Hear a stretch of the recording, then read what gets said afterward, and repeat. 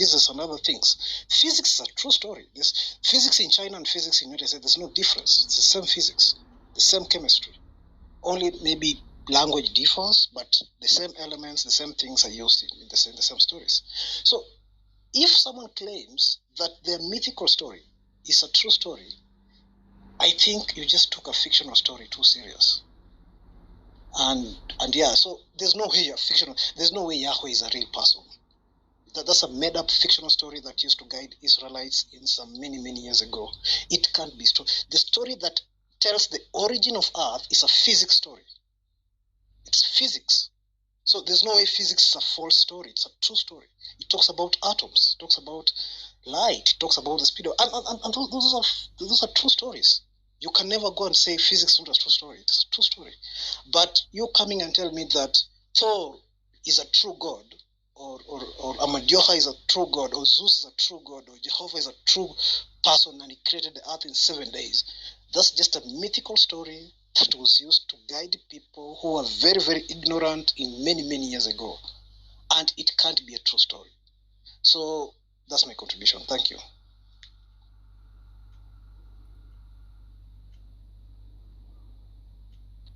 Yep, that has to be the saddest thing for any Christian to hear, that would want to do what every Christian wants to do. Yeah, so that whole thing that Johnny was saying as far as faith is concerned, yep, there isn't a physicist that can give you that amount of mustard, even the size of a mustard seed of faith. And so obviously I believe in free will, and that's your choice to believe what you believe, like I believe what I believe. So that's that. I mean, that ends, and I would say, Johnny, that's the crux of the situation, and that ends the debate, so to speak.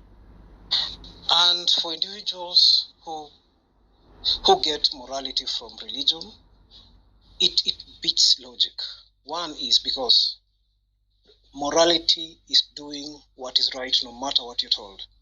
Like, it doesn't matter what you're told, you'll do a right thing. Religion is doing what you're told no matter what is right. So there is no way you will hold a religion and derive morality from religion. That's why a stupid man will kill you simply because you don't believe Muhammad is a true prophet. He'll come and bomb you out for 72 virgins because God commanded him. That's the level of stupidity that religion practice. Okay, well, you see, I'll tell you why I don't like that argument. I'll tell you why. Because, you know what? You like to think of, like, these holy texts, quote unquote, right? Holy texts, as being something that justifies, you know, all the wrong in the entire world. Well, the thing is, I like to see these holy books, and I think everybody can agree that it's actually harder to be a Christian, it's actually harder to be a Muslim or a Jew or anything. They're not making life easier. They're actually restrictions. These books restrict you from doing bad things. They don't actually allow you to do good things. Now, if you take a look at the atheist, in my opinion, atheist religion, which it is, because you guys take everything on faith, you know, you like to say that it's all scientific and all that shit, but you don't even understand the science, and you just listen to a scientist and he tells you exactly what it is. That's basically like me pretending like I understand another language, you know, and you know, not understanding it and then taking it all on faith, and that's what you're doing. But basically, here's the thing. Religion is a restriction. It restricts you from being a bad person, right? Now, as an atheist, you don't have any restrictions. You can do literally anything you want as long as the law allows you to do so, right? Amen. So that's the difference between somebody who's a theist and someone who's an atheist. The atheist doesn't have a book of restriction, doesn't have anything that stops you from doing bad, and you can do literally anything you want to do. Literally, right? Now, if I ask you like a simple question like, okay, do you think cloning is morally correct or whatever, you're not even going to agree to morals in the first place, right? Do you think it's all right, metaphorically speaking? Obviously, I don't mean this in a bad way, but I mean, it's going to sound bad. But if a guy buys a chicken from a shop, right, brings it back home and then violates it and then cooks it up, is that morally wrong? And you're going to say, no, there's nothing wrong. There's nothing, you're not hurting anything or anybody or whatever. That's the thing. But a theist would tell you that's fucking insane. That goes against what God wants for us, right? We understand that this is wrong, But atheists can try to find and flip every single thing they can, anything, as long as it doesn't harm anybody. That's the argument. But in the end, some of the things that people do actually do harm. Like if you ended up violating a dead chicken in your own house, right? You're causing psychological damage. But you guys don't see that. You don't care about psychological damage. Don't care about anything like that, right? You need to have, your stats, your studies, and all these things. And by the way, the stats and studies you guys Google all the time. You Google stuff based on what you already believe to prove a point that you already believe in. You're not Googling studies, discovering new things, right? So the difference is a theist has restrictions on his life. An atheist does not. That's the difference, Peter, okay? So saying that, okay, these guys are blowing people up and all that stuff, and there's also other reasons for it too. I mean, some of the people, they live in poor countries, they've been blown up, and there's psychological damage in that as well, right? So anyway, just going after religion and just saying, well, because there are some people, 1%, maybe 2%, and you could say the same thing about, again, any religion, any place on planet Earth, right? The Boy Scouts, the Catholic Church, whatever. You find a couple of bad people, and then you're like, okay, let's throw spirituality out of the window completely. Let's throw that all out. We don't need any of that shit, right?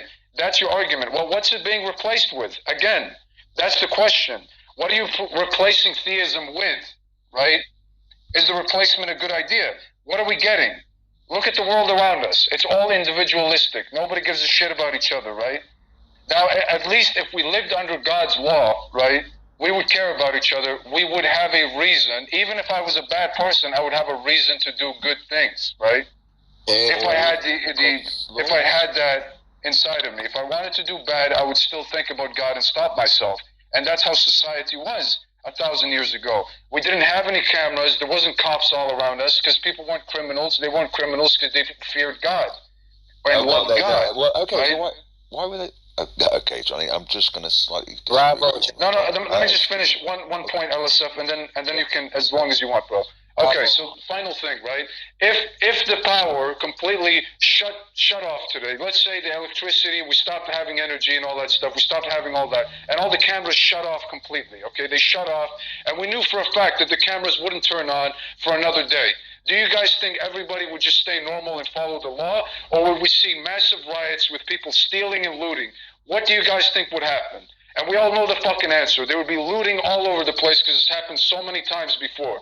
Okay? If we just look back on the riots a year ago, a year and a half ago, you guys would see that people were stealing and robbing any chance they got. And it wasn't because of any reason other than I want new shoes, I want a new fucking Xbox, and I want a PlayStation. And nobody can stop me, not even God can fucking stop me. That was the mentality when people went in there and did all that shit. Now, if they had God in their life and they stopped fucking being satanic fucking heathens, right, we would never have these issues. But we like to point at the 1% of people that fucked shit up for everybody else, that made all the religions look like crap, right? That's what we have to point to. But let's look at the average person. Is the average atheist a better person than a theist? Now, we can say, okay, well, religion doesn't really matter, whatever. But the average theist will at least donate money to poor people. An atheist has no reason to do that. They don't give a fuck. They don't care. Why should they care, right? They don't care. The average theist will donate money, will help somebody out, will try to get somebody out of the tough situation they're in.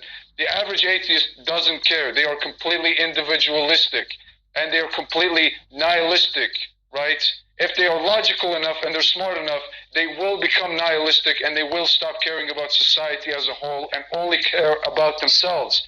That's the main point, okay? So even if religion itself wasn't true, even if God did not exist, it's still better to believe in God, even in that situation. So you guys can go ahead. I'll be quiet. Dude, where in the heck have you been? Oh, Chris, shut up. I've been waiting. Okay, I'll make it really quick then, Johnny. I'll let you off with the compositional fallacy and all the rest of them. The majority of, yeah. I'm not one of them. So, there are really two things at play here. For an atheist, what would be the ultimate punishment? Death. Let's imagine death. So, there's a law in Texas that says don't kill people, don't murder people. And people still murder people. Atheists and theists.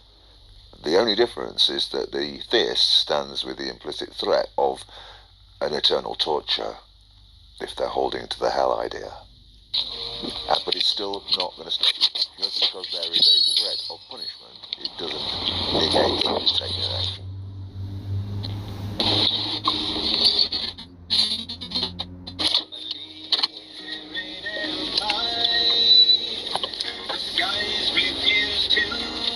Are you noise trolling? I don't know if it's stolen or if it's like this is the ending of like the best movie I've ever heard in my life. Johnny, do you Mike. the message? I'll mute him for a second. Not you, Quentin. I think it's Quentin. Hold on, Dr. Yang. Give me a moment. But yeah, LSF, you're wrong. It does negate it, and it's been proven that Christian societies actually do less crime.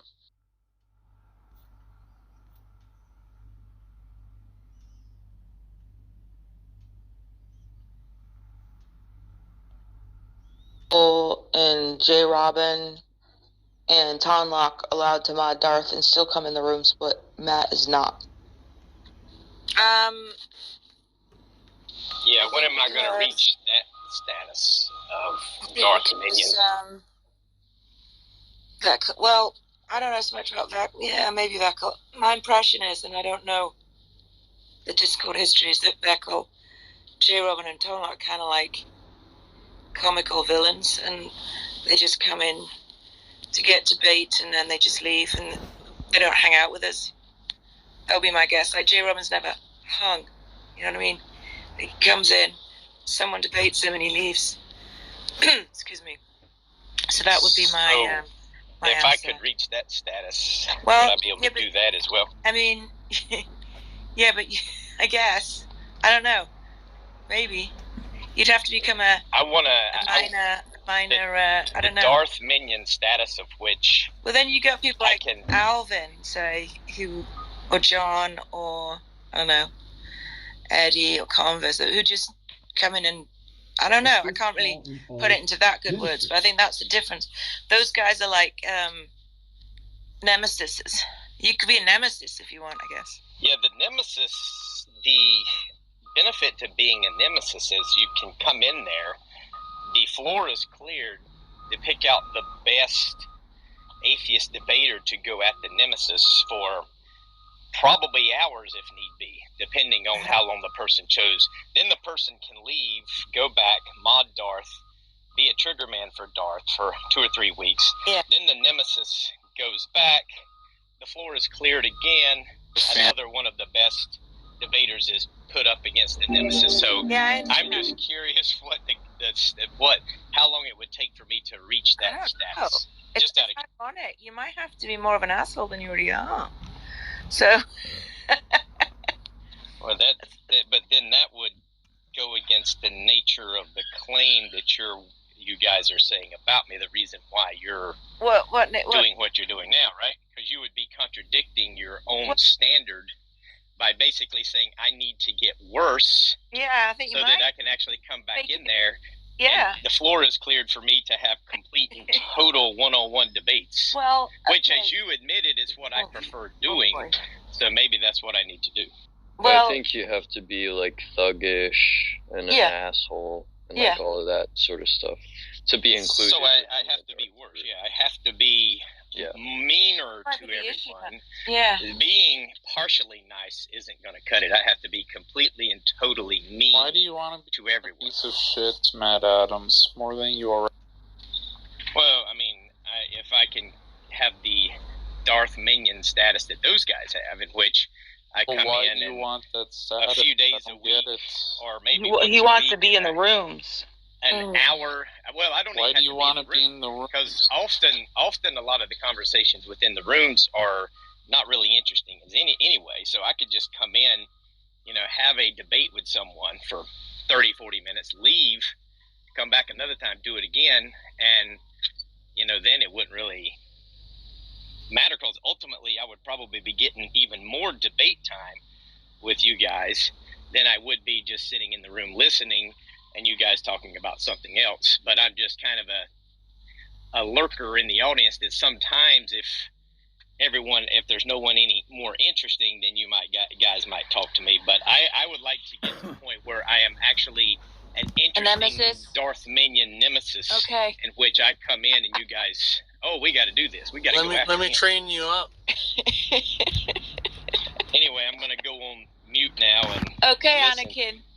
But Come back when you're Darth Vader. Yeah, whenever y'all guys open a room today, Haiti, I would like for that to be put upon the floor. I'd like to listen to the discussion. That's fine. That's fine. I thought that was a very good point, Matt. Good job. Well, if you want to come in for like 40 minutes, like once every 6 weeks, like Jay Robin does, I'm sure we could arrange that. I'm sure you could be at that level now. Right? Well, but if you want to come in like every Jay day and Robin sit and hang out with people, and still be at that level. well, I mean, if you want to have an imaginary scenario, continue to. That's not clear what the happens. floor for Jay Robin. That's not what happens. What the real life is? I think he could. I think a he's month got that for like privilege 30, now. 40 minutes. Like we're living in real life, Matt, not like fantasy land. So Yeah, if you want I think he's got that privilege at the moment, though. That's my point. He doesn't.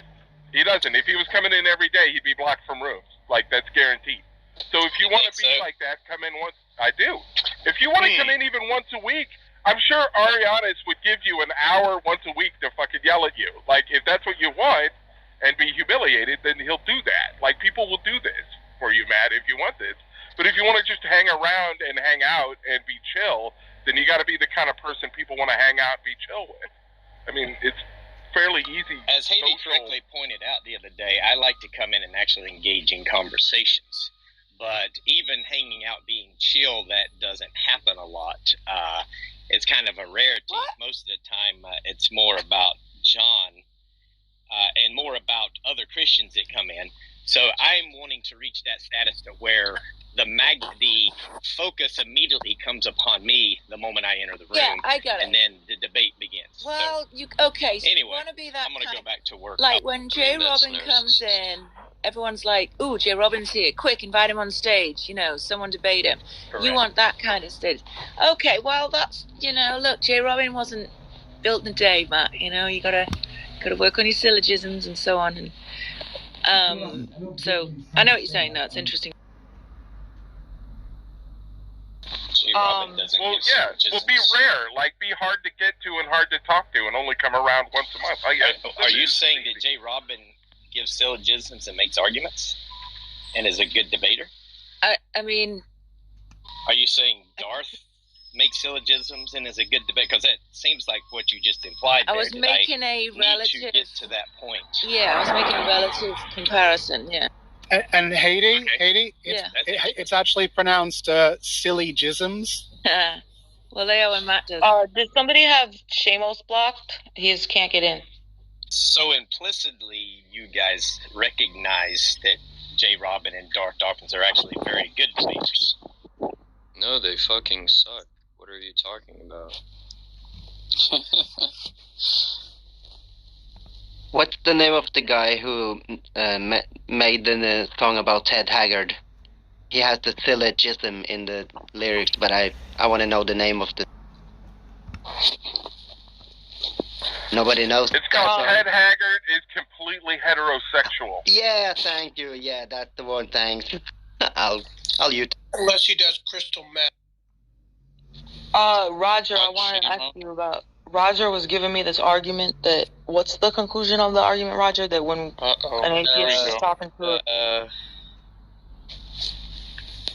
Darth is here, so it's gonna be fun trying to make any points. Go ahead. Yeah. What were you saying? The conclusion of the argument is that when an atheist is talking to a Christian, that they should change their belief about the existence of God to agnosticism, to think that the probability is 50-50. Is that correct? Okay, so not exactly. It's kind of... Why? So just to recap, for those who weren't there, I think most people weren't, it's basically the idea that in very particular cases, with what are called epistemic peers. So these are people that have all the same evidence and are cognitive equals in the sense that like they don't have their cognitive faculties aren't malfunctioning and so on and so forth, and that can be cashed out in various ways. When someone gets into a disagreement with one of those individuals, that should give one pause, epistemic pause, so to speak, such that it occasions you to lower the credence in your particular belief, and that this is a theory within the epistemology of pure disagreement, and on the assumption that that theory works, which we can discuss, agnosticism becomes the most rational position in the debate. And this is one of the main arguments for agnosticism as opposed to atheism or other positions. I know that atheists and theists tend to resist this argument, but I think it's an interesting argument. So I base my beliefs about the existence of God on how likely I think it is God is to exist, or unlikely. And so that seems to be the rational thing to do. So why would the probability that God exists change depending on who I'm talking to? It's no. Okay, so this, okay, so like objection leading, but the reason why, so the question is loaded. So it's not that the probability of God existing changes, it's the credence that you have in your arguments should change. What's credence mean? Those are two different things. Credence is like confidence. So there's a difference between the degree to which I'm confident in my arguments and then the object of those arguments. So, for instance, let's say that you're talking to a skeptic, okay, and they think that the external world doesn't exist. So, and again, I'm like just suppose, and let's say that they reduce your confidence in theory. The only thing that the confidence is that's being reduced is the confidence in your arguments, right? The actual probability that the external world exists doesn't change pursuant to your conversation. It's just your credence in your argument. So this is only an argument that pertains to the credence that you should assign to your arguments according to disagreements that you could have with epistemic peers. That's all it's saying. So it does. You don't become completely agnostic. You just change your confidence level. But in changing your confidence level, agnosticism becomes more rational, because having a confidence level such that your position is more one of ambivalence concords well, or is consonant with a more agnostic position. And so there are other people who make this argument. This is not like just me, but yeah.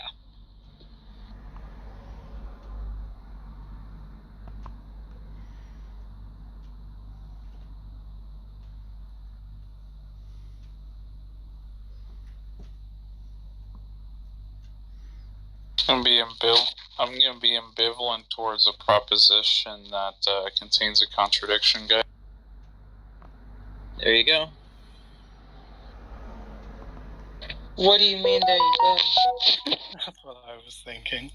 It's just, like Josh said, it's so obvious that there are no gods. How are you people even, like, entertaining this nonsense in 2022? Are you a theist, Roger? He's an agnostic. Oh.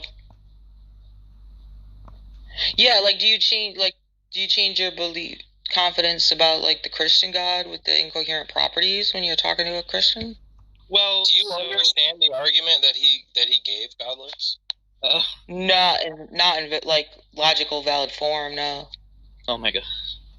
Saying, do you understand it at all? It's a Bayesian version of that argument. Can you explain it to me, Godless? Like what your understanding of it is?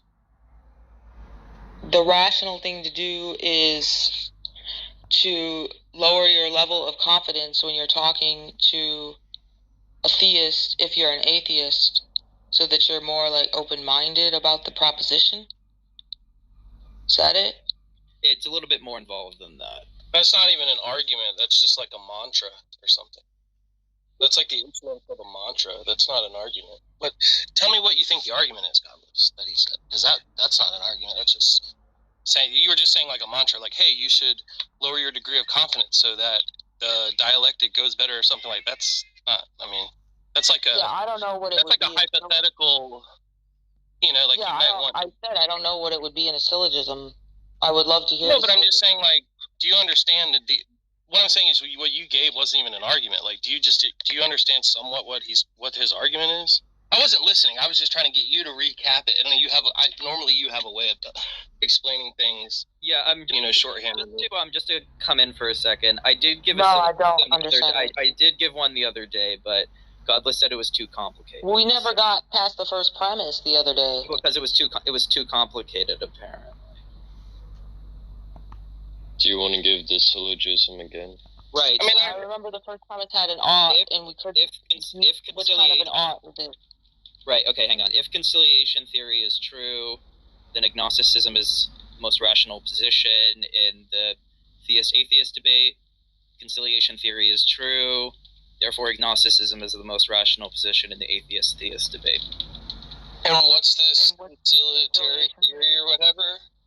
What is conciliation? The conciliatory theory or the conciliation theory is the one that I was outlining previously, which is that when individuals that are epistemic peers get into a disagreement with one another, the most rational thing for each party to do is to drop their confidence level in their argument, or to split the difference, so to speak, between the two positions in terms of confidence. So to give an example that I gave in the other room, suppose that you have two people, each of whom are very fastidious with watch keeping. So What's they have fastidious mean?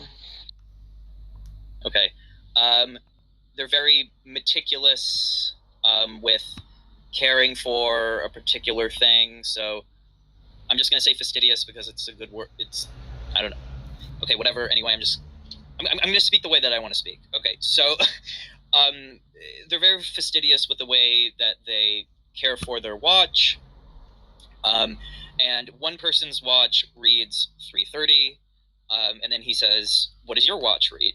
And his watch reads 3:50. And he says, "Well, your watch is not 30 minutes. Your watch is 20 minutes fast." And then the guy replies with, "Well, no, your watch is 20 minutes slow." And so the idea is to say what the conciliation theorist is going to say is, look, just as their watch being wrong, their watch being fast is evidence that their watch is fast. Your watch being 20 minutes behind is evidence that your watch is slow. And so because you don't have a good reason to doubt that they haven't been fastidious and taking care of their watch, the rational thing to do in this case is to suspend judgment, potentially, and say, well, look, it could go either way. I could be wrong because I have evidence that I'm wrong. You could be wrong because there's evidence that you're wrong.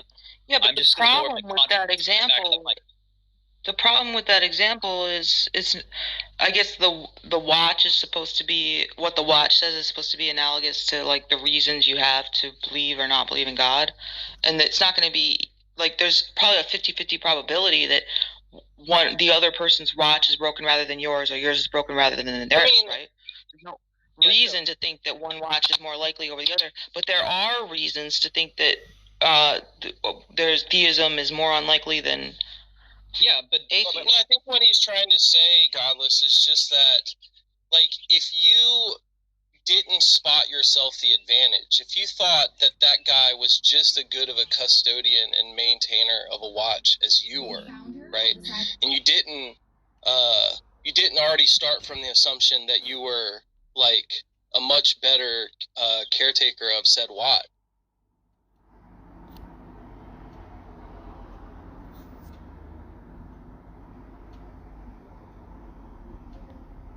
And that, we also, there's little stuff like there's these hand wrought iron nails everywhere that are rusted because they've been exposed for too long. So they have to actually go and hand paint each nail to make sure that the rust doesn't come through. It's just a lot. They're still doing prep work.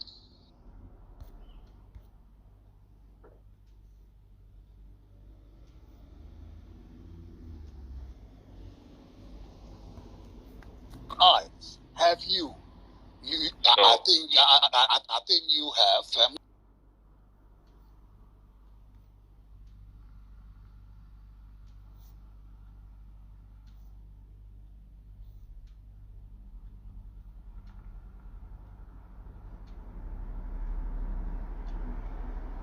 Actually, suicide, isn't it? They don't want to kill themselves because their life is shit. They're doing it for a reason. Suicide because the first victim, the first victim is yourself. Anyway, if you actually look at like these religious, terrorist attacks, suicide bombings, wars, whatever, anything in history, you'll find that it's mostly based on nationalism. It's not based on the religion. The religion is being used to push for something.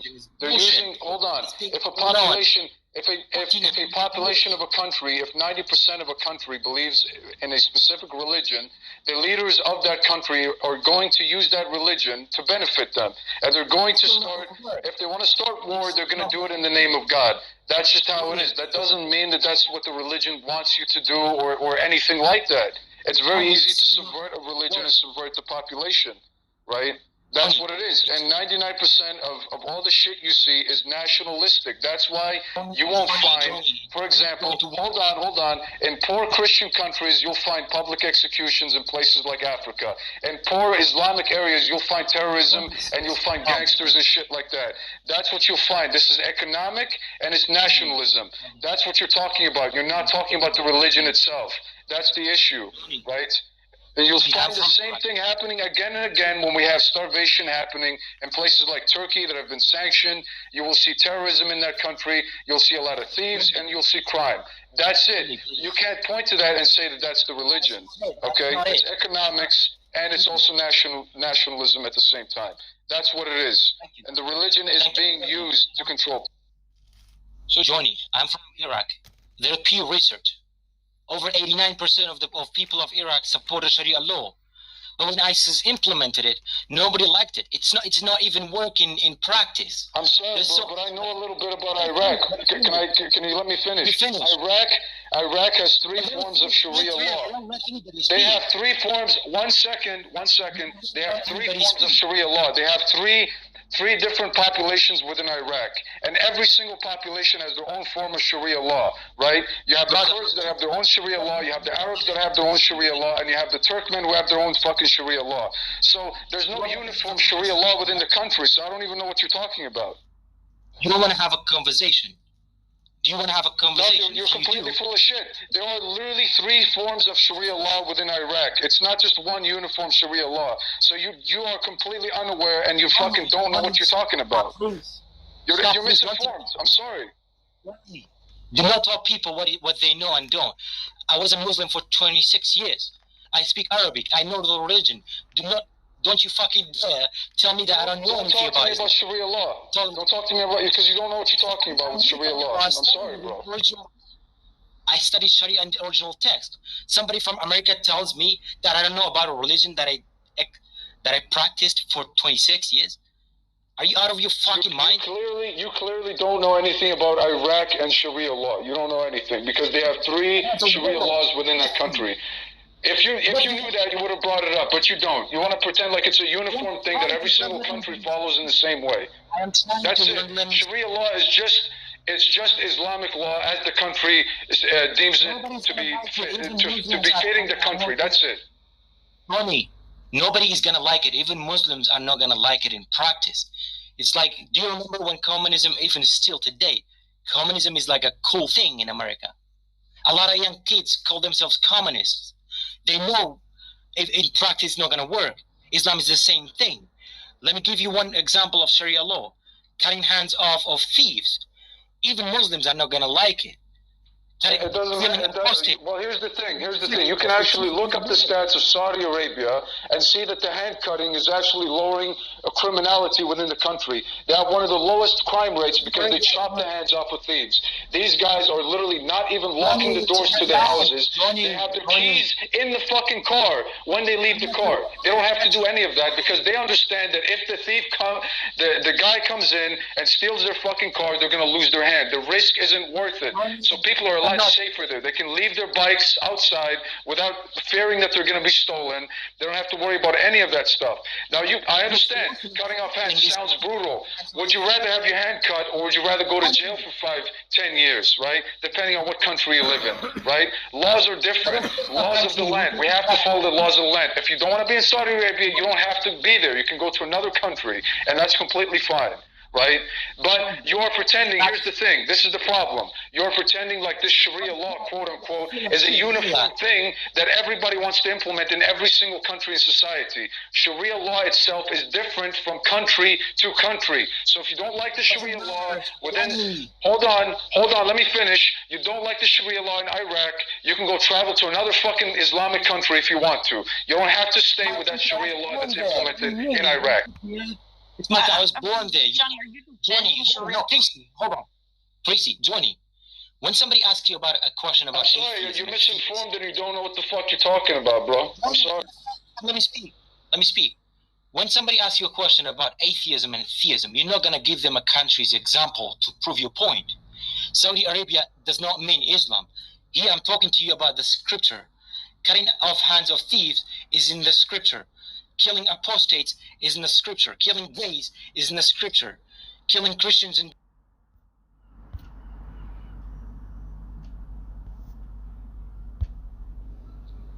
It's denoted in the word. It's implied in the word agent. So I think that like it's implied that it would have beliefs, right? Because if you're an agent and you're going to deliberate on X over Y, right, that means that the agent is like consciously intending to do something where if they decided to not be in a